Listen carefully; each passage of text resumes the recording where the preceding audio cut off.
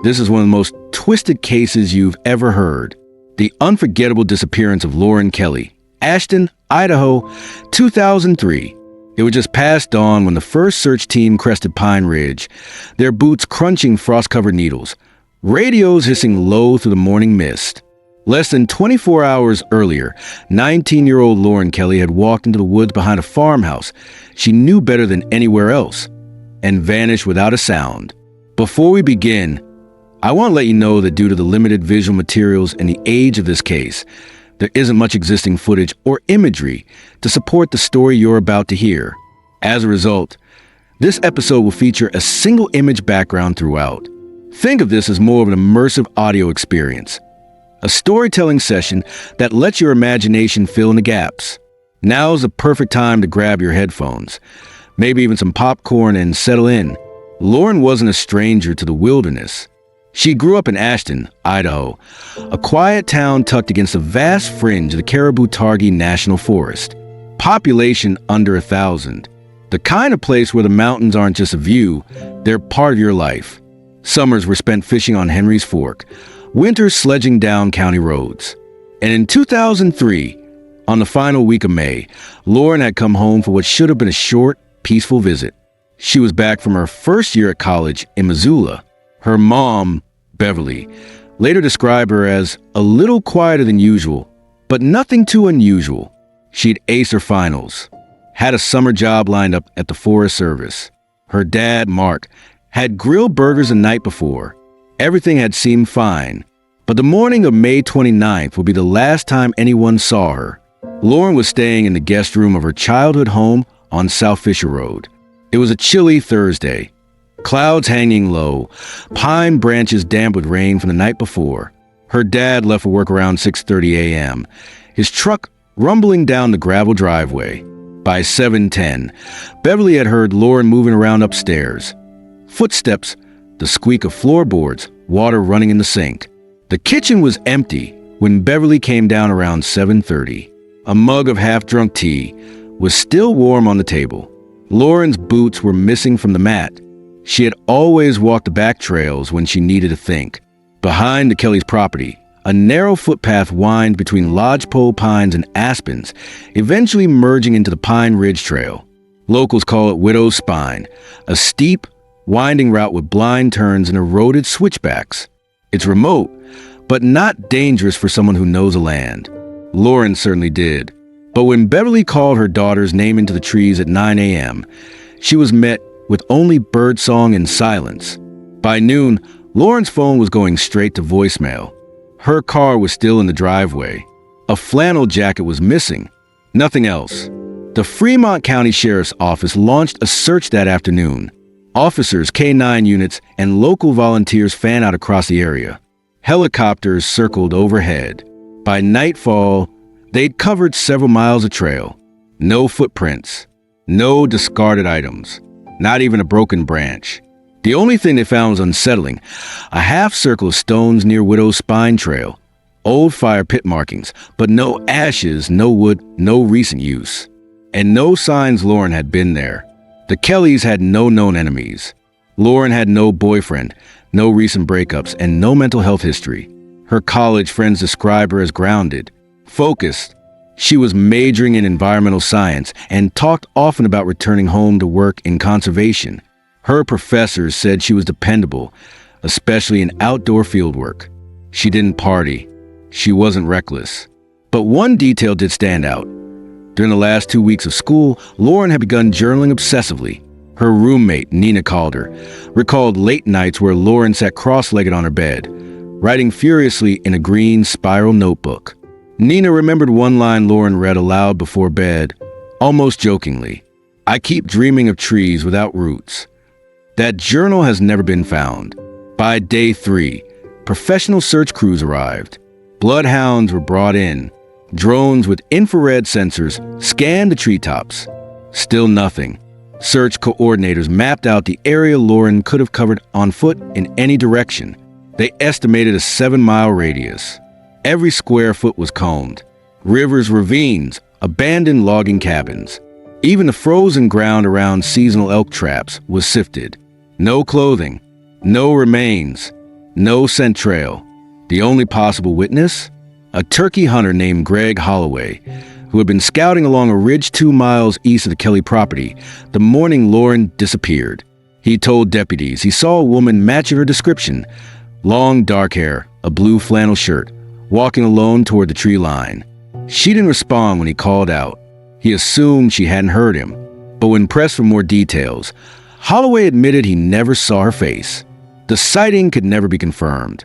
1 week after her disappearance, the weather moved in. Dense rainstorms stalled air support. The ground turned slick and unstable. The search was paused for 48 hours, and when it resumed, conditions were worse. By day 10, the sheriff's office shifted its efforts from search and rescue to search and recovery. Mark and Beverly Kelley refused to accept that. They camped at the trailhead for weeks, handing out flyers, speaking with hikers. A group of college friends from Missoula came down to help. They set up a message board near the Pine Ridge Junction with photos of Lauren, quotes from her journals, and a simple plea: tell us if you saw her. Someone did. On June 17th, a family visiting from Boise left a handwritten note in the search box at the trailhead. Saw a girl sitting on a log by the stream near Widow's Spine. Thought she looked like that missing girl, but she didn't seem distressed. Long black hair, red socks. Didn't say anything. We thought maybe she was camping. Search teams returned to that stream. Red socks were never found. Neither was not a trace of a campsite, but the log they described did exist, weathered and mossy, overlooking a steep embankment. Just upstream from it, deputies noticed a narrow game trail leading away from a main path. They followed it for half a mile. It ended in a clearing littered with broken glass and rusted metal, remains of an old moonshine still from the 1940s. Nothing else was there. Rumors began to swirl. Some claimed they'd seen a blue pickup truck idling on Fisher Road that morning. No plates, dark tint. Others pointed to an unsolved case from 1988, when another young woman disappeared near Warm River, just 15 miles southeast. Her case was never connected. Lauren's case drew limited media attention outside the region. With no body, no evidence of foul play, and no confirmed sightings after May 29th, the investigation stalled. In September, her file was reclassified as a cold case. But strange occurrences didn't stop. That October, Beverly Kelley received an envelope with no return address. Inside was a single photograph, an out-of-focus image of a tree, its bark scarred with initials, LK+. It wasn't any tree the family recognized. The photo's metadata was stripped. Law enforcement traced the paper type to a standard inkjet sold at a Walmart in Rexburg. The camera model was discontinued in 2001. The Kelleys turned it over to the sheriff's office.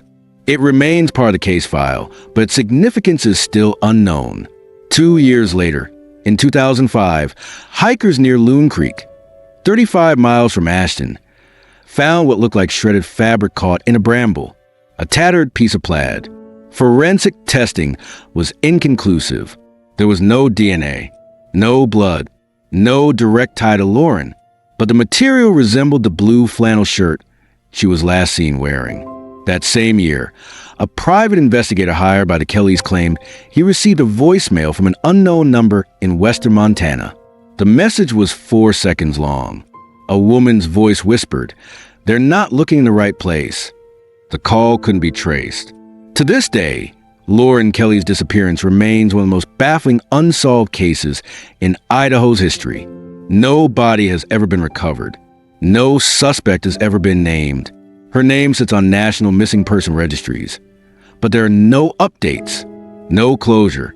Locals still speak of the case in hushed tones. Some say she simply walked away, vanished in the backcountry by choice. Others believe something sinister happened along Widow's Spine, and that the forest swallowed whatever truth might remain. Search efforts have never fully stopped. Mark and Beverly moved out of Ashton in 2011, but return every year on the anniversary of her disappearance. They leave a single stone on the old fire pit site, now overgrown and nearly hidden. A day that began like any other and ended with a 19-year-old vanishing into thin air. A soft layer of mist clings to the Kelley property on South Fisher Road. Overnight temperatures had dipped to the low 40s. The morning light filters weakly through thick clouds overhead. Beverly Kelley recalls waking up to the distant sound of Mark's truck backing out of the driveway, tires cracking over frost-stiff gravel. By this point, Lauren Kelley was already awake. A neighbor across the street, Dorothy Langley, out early to check on her garden, later told deputies she spotted a figure moving behind the Kelley's house at approximately 6:30 a.m. She assumed it was Lauren.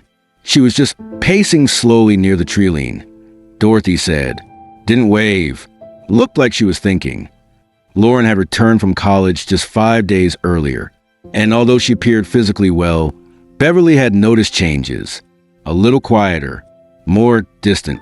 She stared out the window a lot, Beverly told investigators. Didn't talk about school like she usually did, but I figured she was decompressing. The water heater kicks on as Lauren runs a shower. Upstairs, the guest room curtains are still closed. Her laptop is open, screen black. Later analysis would confirm it hadn't been used since the night before. Downstairs, a kettle is placed on the stovetop. At 7:04 a.m., Lauren begins steeping tea in her favorite gray ceramic mug. A partial fingerprint is later lifted from the handle. Hers. She opens the back door at 7:11 a.m. A gust of cold air sweeps in. Then nothing. Beverly comes downstairs to find the kitchen empty. The tea is still warm. A jacket is missing from the hook. So are Lauren's hiking boots, mud-caked Timberland she's had since junior year. But her wallet and cell phone are still on the table. The phone screen is cracked and the battery's low, just 12%. No recent messages, no outgoing calls. Beverly assumed she went for a walk. Normal enough, but still, something feels off. Lauren didn't like to leave without her phone, especially not after what happened last semester. That detail would come out later. Lauren is seen one final time, maybe. Two local contractors, brothers Wade and Jason Culler, are parked off Fisher Road, prepping a load of fencing materials for delivery. As they turn onto the main road, Jason glances toward the Kelley property and sees a young woman walking along the tree line. She's alone, wearing a blue flannel. Her head is slightly down, hands in her pockets. She wasn't hiking fast or anything, Jason later reported. Just real slow, like she was in a hurry. They assume she's walking a trail that crosses through to the Pine Ridge Bluff. They don't think anything of it until deputies question them 2 days later. Beverly steps out back and calls Lauren's name. No answer. She waits. Make a pot of coffee. Leaves a note on the table. Be back soon. Call me if you want lunch in the cafe. Then she drives to her shift at L&L Pharmacy. When she checks her home phone at 11:16 a.m., Lauren hasn't called. Her phone, still on the table, has gone dark. It won't be powered on again. 12:41 p.m. Mark returns home for lunch. He notices the front door sits slightly ajar. Nothing inside looks disturbed, but something catches his attention. Lauren's flannel jacket isn't hanging by the door. Her boots are still gone. He calls her name. Nothing. He checks the upstairs room. The bed is made. The window is closed. Her green spiral-bound journal is missing from the bedside table. A few pages from a legal pad lie face down near her laptop, as if discarded. One sheet has a sentence written and crossed out in pen. I don't feel right in my skin anymore. Mark doesn't know what to make of it. Beverly arrives home. They begin calling friends, relatives. No one has seen Lauren. The Kelleys drive the neighborhood. Nothing. By 2:40 p.m., they report her missing. The Fremont County Sheriff's Office dispatches Deputy Dale Connors to the Kelley home to take the initial report. No signs of struggle, Connors notes. No indication of planned travel. The cell phone and vehicle were left behind. Likely went on foot into the surrounding wooded area. A missing persons alert is logged by 3:15 p.m. The first search team, 2 deputies and AK-9 handler, arrive by 4:12 p.m. The search begins at the base of the Kelley property, fanning out toward the trail junction known as Widow Spine. K-9 units attempt to track Lauren's scent using a T-shirt from her laundry basket. Initial readings show the dogs picking up a trail heading northeast along a game path, But the trail suddenly stops at Shallow Gulch. Scent trail lost at Creek. The K9 handler radios in. No carryover. No footwear impressions found. It's as if she simply vanished. Search teams discovered a fire ring, half buried under leaf litter, near a narrow clearing just off-trail. It's made from local stone, arranged in a deliberate half circle. But there are no ashes, no char marks, no wood, no personal belongings. A wilderness tech, with the search team photographs the scene. Forensics later found no signs of recent fire activity, and no DNA. Rain begins to fall. Search efforts are slow. Local volunteers gather at the trailhead. Word spreads quickly through Ashton. Flyers are printed at the hardware store. Dozens begin combing the trails with flashlights and whistles. That night, Lauren's photo airs during a local evening news segment on KIDK Idaho Falls. It's brief, but the phone at the sheriff's office rings within minutes. A woman calls in from St. Anthony, roughly 30 miles south. She believes she saw Lauren earlier that afternoon at a gas station along Highway 20. The woman describes a girl in a blue shirt, looking frazzled and unwashed, buying a bottle of water. The girl reportedly got into a tan Chevy Blazer and drove north. Investigators review the station's camera footage. The timestamp aligns. But the woman on camera isn't Lauren. She's confirmed to be a transit from Utah. No connection. Another tip comes in from a local hunter, Gary Roche, who claims he found a torn piece of fabric snagged on a barbed wire fence half a mile from Widow Spine. Deputies retrieve the fabric, blue plaid, weathered, partially faded. It's carefully bagged and sent to a lab. For days later, it's confirmed, not from Lauren's shirt. The pattern is different, likely discarded from an old flannel worn by hikers or loggers. Another dead end. 10:17 p.m., deputies call off the search for the night. Weather conditions deteriorate. Visibility drops. No sign of Lauren. No further scent hits.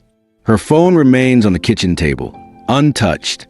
Her car keys and backpack still rest on her desk upstairs. It's as if she walked into the woods with nothing and never came back out. May 30th, 2003, 6:15 a.m. The full-scale search resumes. Over 40 volunteers and 12 law enforcement personnel began a coordinated grid search. Drones are launched. Helicopters sweep the area using thermal imaging. Cadaver dogs are brought in. Nothing. Sheriff's office holds a press conference. At this time, there is no evidence of foul play, says Sheriff Gene Madsen. But given the terrain and weather, we are treating this as an urgent disappearance. Anyone with information is urged to come forward. Local rumors begin to spread. A few townsfolk bring up the Widow's Spine legend, an old trail myth about a woman who walked into the forest after losing her child and was never seen again. Some say the trail is cursed. Others roll their eyes. Still, the name sticks. National media briefly picks up the story. A college student missing in Idaho wilderness segment airs on CNN. It's one of dozens of similar cases reported that summer, but nothing concrete emerges. Beverly Kelley remembers something. Lauren had a strange phone call the night before she vanished. She'd answered in the hallway, whispered, then ended the call quickly. She looked rattled, Beverly recalled. I asked who it was. She just said, "No one, just some wrong number." Phone records show a block call at 9:41 p.m. The number has never been identified. Investigators begin reviewing Lauren's digital footprint. Her emails contain nothing unusual. No threats, no travel plans, no romantic entanglements. But one thread from April stands out. An exchange with Professor Dr. Hal Brewster, referencing her final fieldwork report. "I don't want to do another project on tree disease. I've already seen enough rot." It doesn't sound ominous on its own until deputies contact Dr. Brewster. He reveals something strange. During Lauren's last fieldwork excursion in early May, she requested to change location away from the planned reserve and spent several days logging soil samples alone near an abandoned ranger station close to the Idaho-Montana border. Her notes from that trip are missing. With no new leads, the sheriff's office officially reclassifies Lauren's case as missing suspicious circumstances. The investigation remains active, but no longer in the rescue phase. Flyers begin to disappear.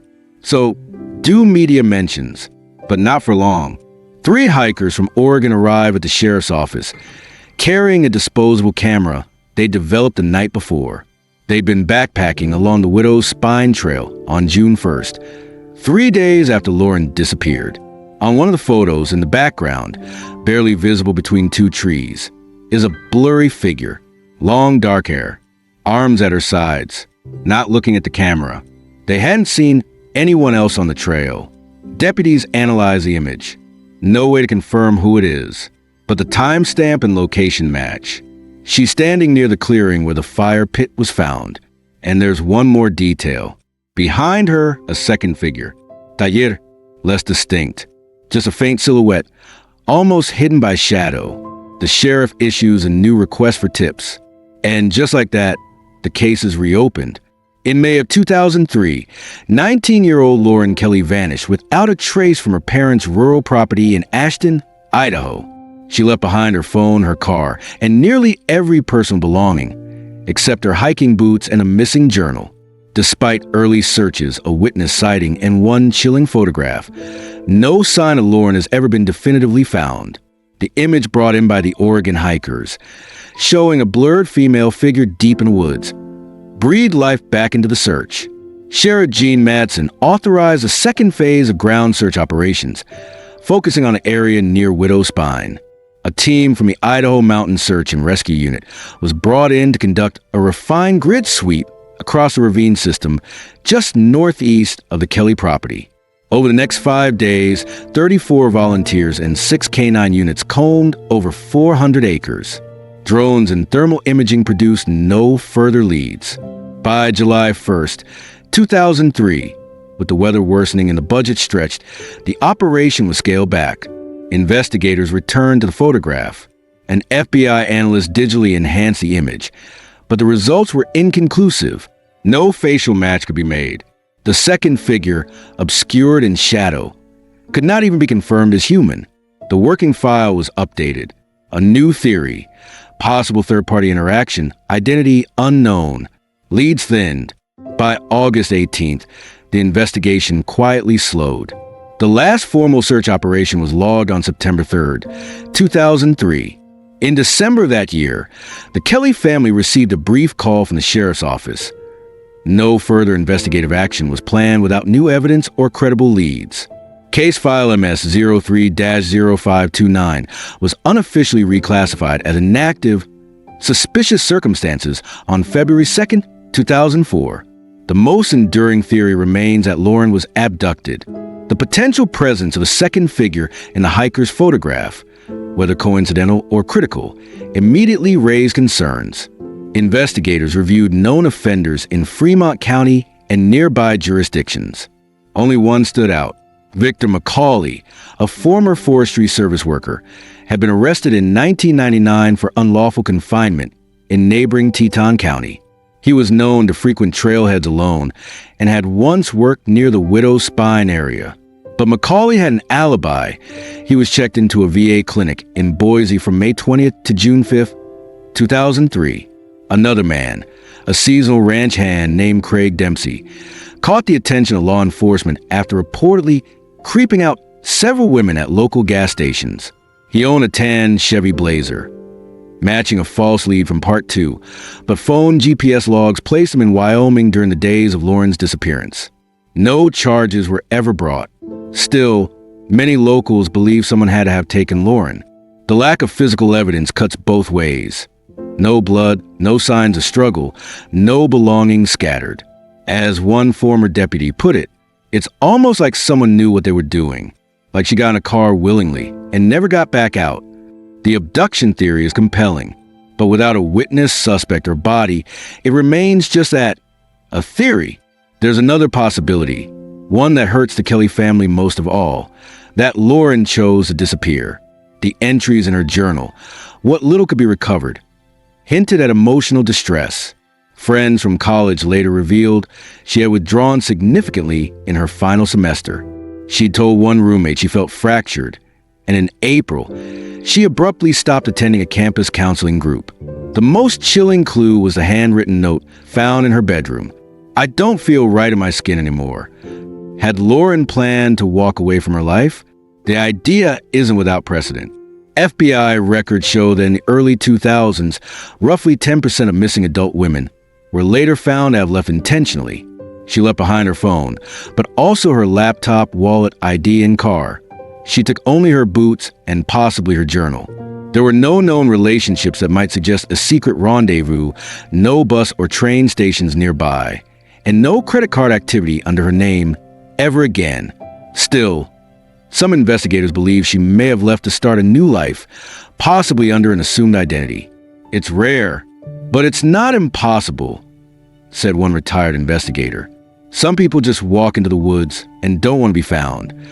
But if Lauren truly left by choice, why would she vanish so completely?" The third theory is quieter, darker, and somehow more unsettling. Did Lauren fall victim to the wildness of the landscape itself? The Ashton region is surrounded by rugged, undeveloped land, narrow ravines, fast rivers, sharp limestone outcroppings.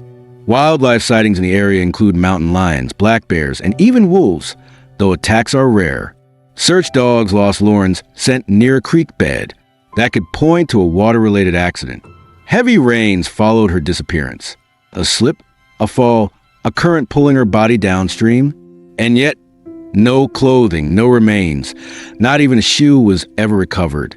Some locals lean into folklore.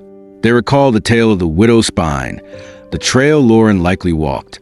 Legend says it's cursed ground, a place where the lost go missing and stay missing. Over the years, 3 hikers have reportedly vanished along unmarked offshoots of that trail. 2 of them never found. Rangers say that's anecdotal, not statistical. Still, that doesn't stop the whispers. One searcher, a former National Guard, refused to go back to Widow's Spine after his second day in the field. He wouldn't elaborate, only said, "Something out there didn't want to be found." And neither did she. Whether natural accident, a deliberate exit, or something strange, Lauren's fate remains cloaked in silence. In the months following the disappearance, Beverly and Mark Kelley withdrew from public life. Lauren's room remained untouched for over a year. Her laptop was eventually returned by investigators, still password locked. Her voicemail stayed active, though it played only static, the result of a corrupted file. Every May, the Kelleys held a small candlelight vigil in Ashton Park. The first year, over 60 people came. By year 5, it was only a dozen, then fewer, then just Beverly. Mark passed away in 2011 after a long illness. Beverly now lives quietly in a small apartment in Idaho Falls. She still answers emails from strangers about the case. A Facebook group, Find Lauren Kelley, remains online, managed by a distant cousin. It receives occasional posts from amateur sleuths and psychics. Nothing credible. In April 2019, on the 16th anniversary of her disappearance, something strange happened. A librarian in Spokane, Washington, was cataloging a donation box of old books. Inside a worn paperback copy of The Secret Garden, tucked between pages 88 and 89, was a note, handwritten, in faded black ink. She was never lost, just waiting for the right silence. No name, no fingerprints, no way to trace it. The note was turned in to the police. Investigators ruled it likely unrelated. Still, it made the rounds in online forums. And to this day, if you drive along South Fisher Road, there's still one old, sun-bleached flyer on a leaning telephone pole. Weather-worn, corners curling, Lauren Kelley missing. May 29, 2003, Ashton, Idaho. Last seen near Widow's Spine Trail. A face frozen in time, smiling back at the world that forgot her. Or perhaps the one she left behind. So, what happened to Lauren Kelley? Was it a tragic accident, a planned escape, or something far more sinister? Drop your theories in the comments below. Don't forget to like this video and subscribe to the channel for more stories exploring real-life horrors and haunting disappearances.